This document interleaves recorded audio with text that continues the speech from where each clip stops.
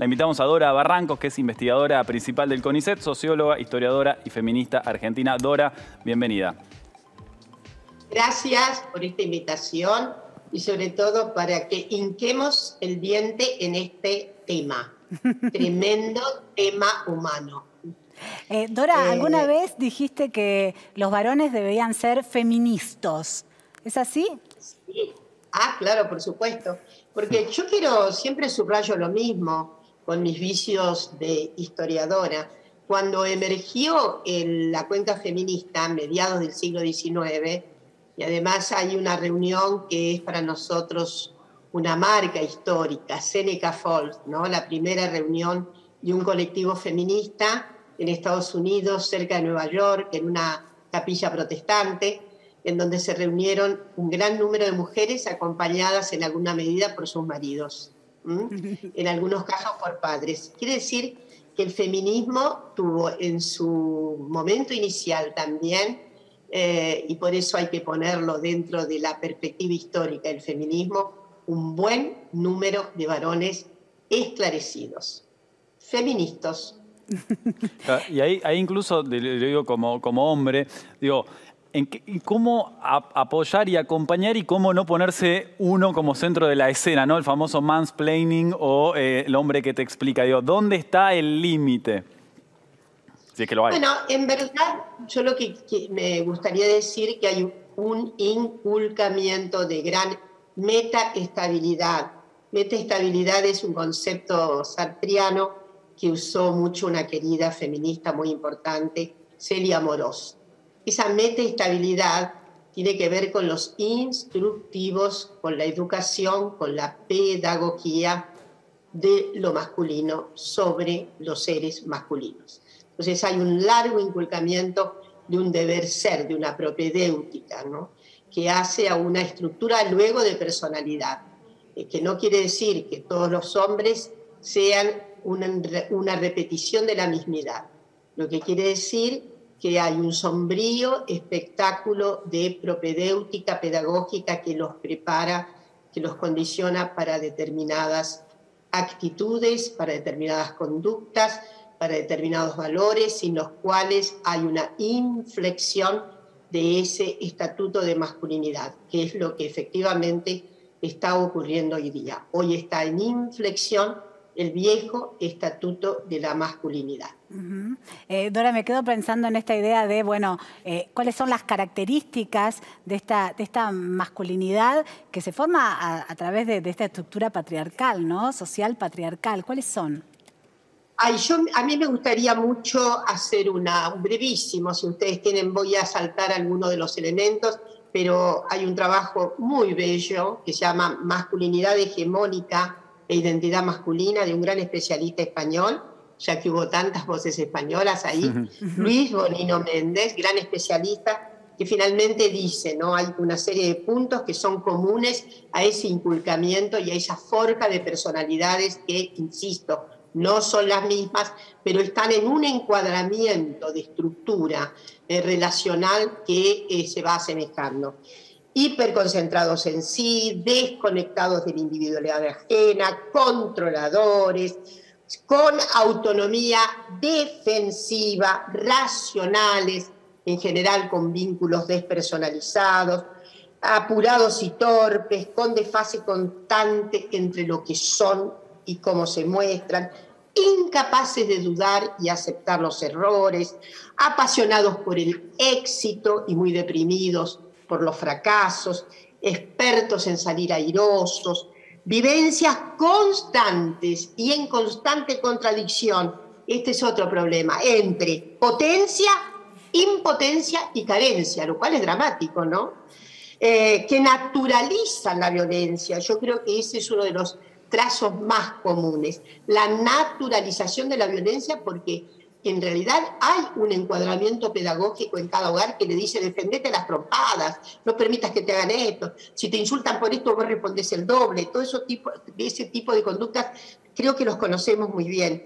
En realidad, dice Bonin, más amados que amantes, sin facilitación para la experiencia de la culpa, falta de asunción de la finitud y la caducidad, que pueden salirse rápidamente, saltarse con vallas morales, con paternidades, en el folletín más tremendo, despreocupadas, encomilladas, misóginos en gran medida y homofóbicos en gran medida, tamaño temor a caer en lo que sería esto del quiebre de lo masculino.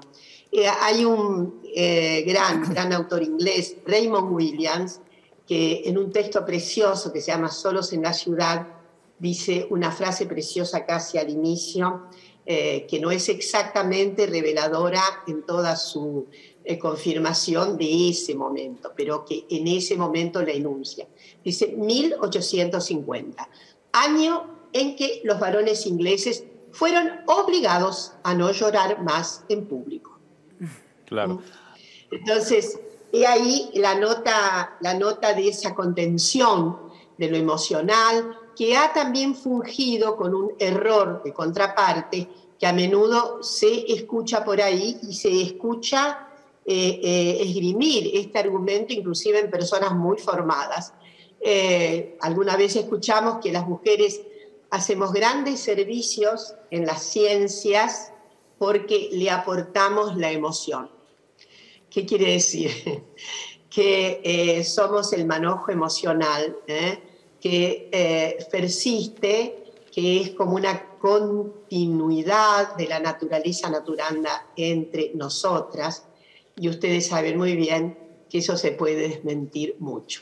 Lo que ocurre es que los varones están forzados a no esgrimir, a no manifestar sus tremendas emociones en público. Felizmente eso se va cortando, porque ustedes están viendo que cada vez más hay personajes de la política, del deporte, de las artes, de las ciencias, que lloran en público. Quiere decir que está habiendo felizmente un quiebre. Y un quiebre en el sentido de manifestar lo que es real. Las emociones son propias de varones, de mujeres, de las otredades. La emoción es un elemento fundamental, nutriente también de la inteligencia, porque no hay inteligencia despojada de emotividad. Entonces, simplemente decir que hay una reducción, esto es lo notable, hay una reducción en la propedéutica educativa seguida por el patriarcado con relación a los varones. Hay algo que siempre he dicho, hay un default, hay una falta. Es todo lo contrario de lo que se pensaba con las mujeres, ¿no? La mujer como la falta, lo que no tienen, lo que padecen por ausencia. Pero podríamos invertir completamente esta noción y decir que efectivamente en el grupo de varones, que es transhistóricamente formados de este modo, ahí hay una ausencia justamente de la condición de posibilidad de lo múltiple. Las mujeres tienen mucho más conectivo con la multiplicidad, inclusive por la poligerencia obligada doméstica. Dora, la poligerencia obligada doméstica ya nos da multiplicidades. Mientras aprovecho a preguntarles a quienes nos están mirando eso, ¿qué les decían a ustedes cuando eran chicos o qué les dicen ahora? ¿Qué es el hombre? Digo, a los hombres que nos están mirando en estas segundas jornadas de la FAM, bueno, pueden participar con el hashtag FAMConecta o a través de las redes sociales de FAM y ahí también pueden opinar ustedes qué piensan que es la nueva masculinidad. ¿Qué les decían de hombre? Eso, que si no juegas al fútbol no sos macho, que no podés llorar porque de eso te van a mirar mal. Digo, todas estas cosas que estamos debatiendo ahora. Vivi. Dora, yo, conforme a lo que vos estabas diciendo, entonces estimo que una de las primeras víctimas de esa imposición patriarcal es el hombre, en definitiva, porque a él se le impone ser de determinada forma también, ¿no es cierto? Absolutamente. No es paradójico que una feminista diga que en realidad cuando se inventó el modo, el sistema patriarcal, que es un invento reciente de la humanidad, se refiere al Neolítico Superior, o sea que son 7.000 años, parece mucho, pero piensen ustedes que como Homo sapiens debemos tener 30.000 años, ¿no? Entonces, esa imposición creada, inventada por el patriarcado, ha significado también la creación de Frankenstein. Lo he dicho muchas veces. Ustedes ya saben lo que pasa con Frankenstein, ¿no?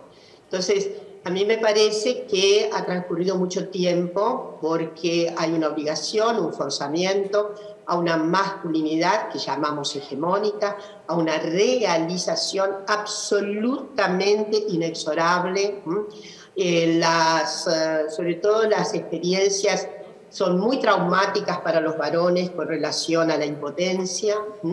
Son muy traumáticas las experiencias de los varones con relación a las impotencias sexuales, lo digo en su límite obviamente más consagrado, pero también sus impotencias respecto del poder general y sus impotencias que muy probablemente estén en el modo consternador de ejercer la violencia. Dora, sí. ¿Y cuáles son estas nuevas masculinidades que vos notás que surgen cada vez más? ¿Qué características tienen? Bueno, yo creo que son masculinidades, primero, con gran capacidad reflexiva sobre su propio mandato. Yo creo que viene por ahí. Esa capacidad reflexiva no se da sin algo que para mí está antes que nada, y es un movimiento en los sentimientos. Hay un movimiento en los sentimientos que hace que las personas tomen una dirección óptica diferente. Esa conmoción de los sentimientos lleva, desde luego está ligada a una conmoción de la inteligibilidad.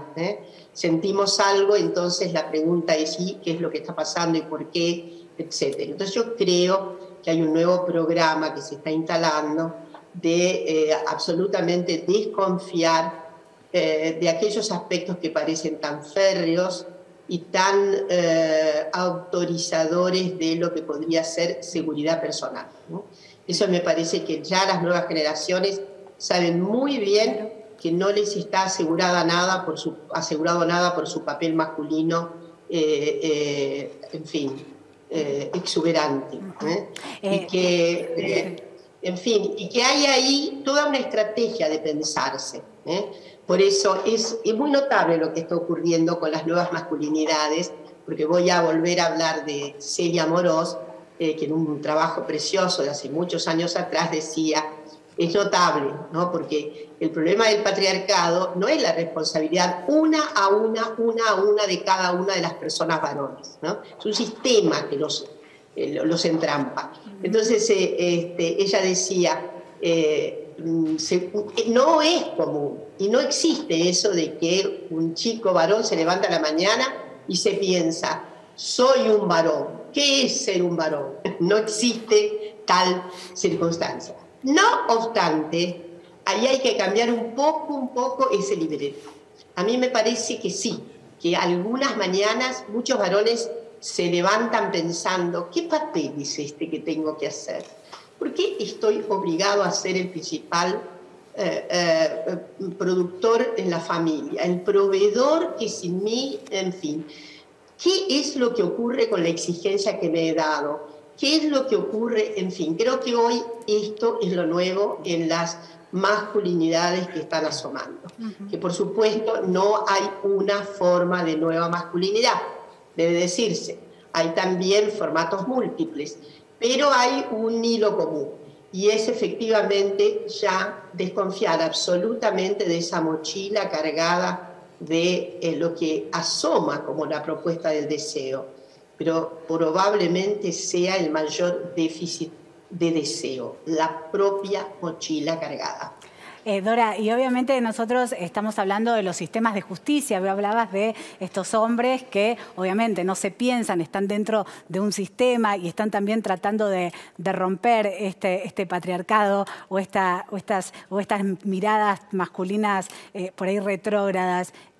¿Cómo ves la justicia? ¿Ves como la justicia sigue siendo patriarcal? Sí. Vamos a comenzar por el sí vehemente para luego apaciguar un poco. Miren, ¿saben por qué la justicia es patriarcal? Porque el Estado moderno y la juridicidad que inventa al Estado moderno y que se retroalimentan es patriarcal. tiene una conjunción patriarcal. Hay inclusive algo así como una propedéutica moral íncita, que a veces no se ve y no se analiza, y es el problema del honor. Gran parte del estatuto, por ejemplo, penal, tiene que ver con el honor. Y bueno, voy a hacer referencias a que el Estado autorizaba matar por cuestiones de honor en nuestro primer Código Penal, hasta 1921, puesto en vigencia en el 22, ustedes deben recordar, porque son justamente de las profesiones jurídicas, que el Estado autorizaba lo que llamamos femicidio o el homicidio por cuestiones de dolor. ¿Por qué? Porque el honor era, la manera reivindicativa del honor era matar a la cónyuge que había hecho adulterio. Y ustedes saben que eso era eximente. Luego se cambió por el estatuto que ustedes conocen muy bien, también el Instituto de la Emoción Violenta. Eso cambia en el año 22. Pero bueno, hay unas ciertas retaguardias, sobre todo en el Código Penal, digo retaguardias dogmáticas todavía, que hacen mucho lugar a la cuestión del honor si se examina bien. Ahora, obviamente, son vertederos fundamentales del Estado moderno, son sustratos del Estado moderno sin el cual no existe, y como dice Catherine MacKinnon, a quien recomiendo leer mucho en aquel precioso libro, hace una propuesta de feminismo dentro del Estado, el orden jurídico es un orden patriarcal, porque además ha fungido siempre, y todavía lo hace, hablar en universal lo que corresponde a la segmentación de los varones.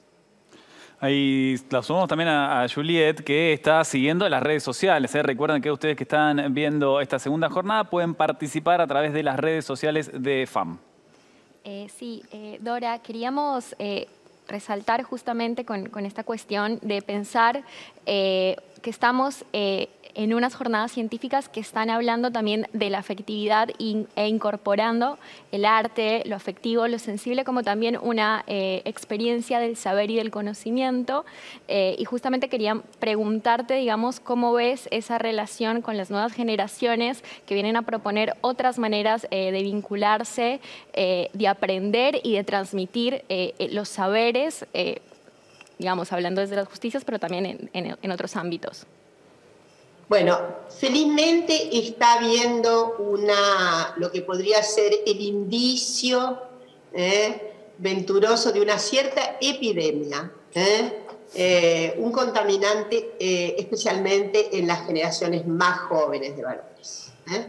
Ahí se ve que hay un craquelé del dispositivo masculino En el pasado podríamos recordar algo, ¿no?, que tiene tanto que ver con lo que ustedes analizan y demás. Hace 50 años atrás, un joven se casaba con otra joven, inmediatamente le decía: dejás de trabajar en cuanto tengas un hijo, ¿sí?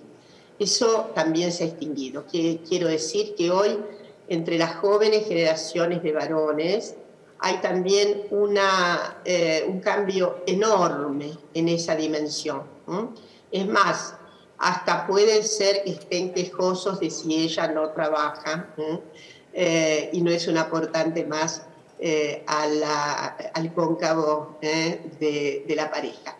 Entonces, miren, eso ha cambiado muchísimo, porque antes había algo muy, muy ilustrado entre los varones, y sobre esto se ha escrito mucho, y hay trabajos no solamente en la Argentina, el abandono del mercado laboral. Entonces los varones también cambian en el sentido de aceptar trabajos, inclusive algunas funciones laborales que antes eran solo para mujeres. Otros cambios fundamentales. Miren, hay algunos cambios que son muy periféricos, pero que no pueden sino dejar de ser apreciados, porque así son los cambios sociales, ¿no? El hecho de que en la Argentina, cuando yo era joven, alguna vez lo fui, era de absoluta indiscreción los varones cuando muchos se daban un abrazo así medio lejos. Ustedes saben que yo creo que desde la recuperación de la democracia hubo una iniciativa muy bella, que los varones se dan besos en las mejillas, ¿no? Eso es nuevo, ¿no? De la misma manera que ponerse aritos y demás, sin que eso significara absolutamente un cambio en el deseo, la orientación sexual y demás. Entonces, estos son cambios que parecen periféricos, pero finalmente van abonando la idea de cambios centrales, ¿no? De cambios de actitud. Yo encuentro sobre todo jóvenes estudiantes que se manifiestan claramente ya a favor de la lucha de las mujeres. He encontrado en la lucha, sobre todo en toda la larga caminada que ha habido con relación a la ley, a la legalización del aborto, ha habido muchísima compañía, sobre todo de jóvenes, y no solo de jóvenes, también de gentes de edad media, varones, que efectivamente han acompañado. Y yo también creo que está habiendo otro tsunami, y es el tsunami de las jóvenes generaciones con relación a sus hijas, hijos e hijes. Cada vez más niñes y adolescentes tienen preguntas muy indiscretas y salen con cuestiones absolutamente, ¿cómo decirlo?, imprevistas. Yo creo que ahí entre ustedes hay muchas personas que pueden dar fe de lo que digo. Entonces, esas preguntas incomodantes, ustedes saben que son repertorios formidables para una reflexión nueva. Entonces, están cambiando y están cambiando más rápidamente las nuevas generaciones. Esto es una vorágine. Así que bueno, hay que esperar que se tramite una pluralidad de nuevas masculinidades. No tienen por qué, digamos, tener las mismas conductas y demás. Sí, probablemente estar anclados en los mismos principios, ¿no?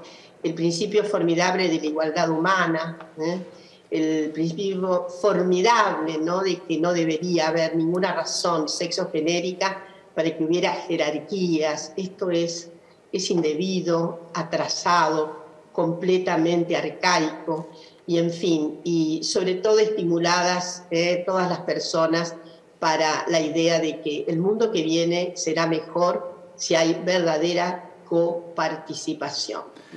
Qué interesante, Dora, siempre escucharte y reflexionar con vos.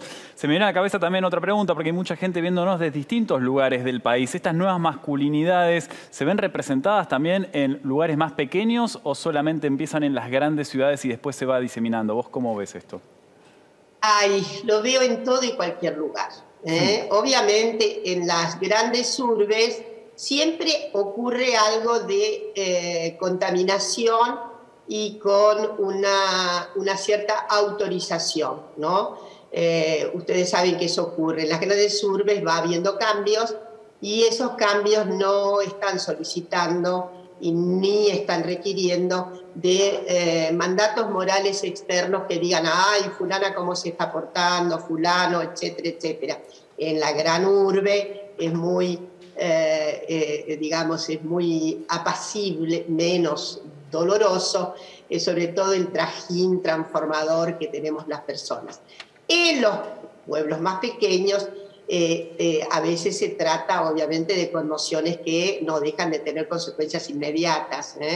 Entonces, pero hay bizarría en todo y cualquier lugar de nuestro país, en todo y cualquier lugar de nuestro país. Miren, en épocas en que podíamos transitarlo, antes de la pandemia, a mí me asombraba el recorrido que hacía en algunos lugares respecto de transformaciones notables que ocurrieron de manera así, como un atolladero, como una vorágine, ¿no? Respecto sobre todo a la diversidad sexogenérica. El hecho que tal vez esté ocurriendo de que ya las personas que, en fin, tienen una transformación fundamental en sus vidas, no son obligadas ya a alejarse de sus lugares, por ejemplo, ¿no? En esos trastocamientos muy radicales respecto de las identidades sexogenéricas.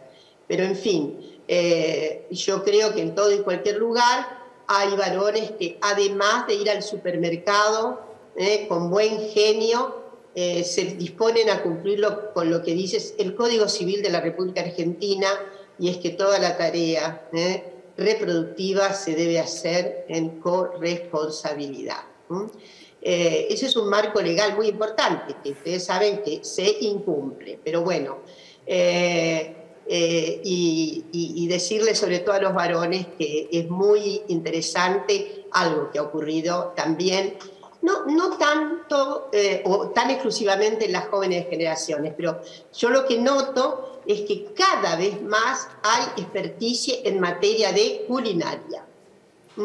La gastronomía es un rubro muy interesante y ni quieran, yo les recomiendo mucho a las congéneres, a mis amigas mujeres, no discutan para nada quién hace mejor ese guiso. Dora, olvídate, no se discute más. Ustedes ya ven que me metí directamente en la cocina doméstica, que es donde transcurren, donde deben transcurrir las grandes transformaciones que esperamos. Ustedes saben, siempre he dicho que la gran revolución es personal y es doméstica primero, después veremos las otras.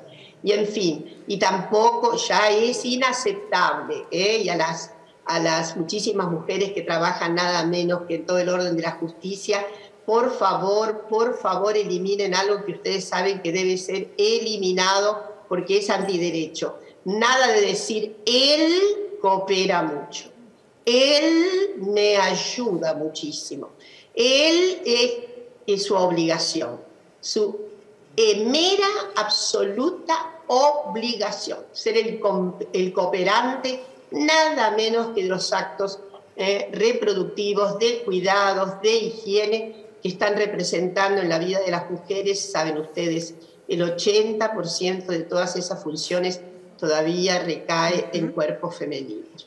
Dora, entonces, te agradecemos inmensamente esta participación. Obviamente, Dora Barranco, investigadora, historiadora, socióloga, nos viene tratando de dar cátedra de estos temas. Ya hace muchos años que la seguimos a Dora y siempre pensando desafíos nuevos, ¿no? Esto de pensar las nuevas masculinidades, pensarlas en casa, pensarlas en la cotidianidad, en la vida de cada uno, también para transformar nuestros ámbitos de trabajo y de relaciones sociales y también transformar la justicia. Dora, qué desafío.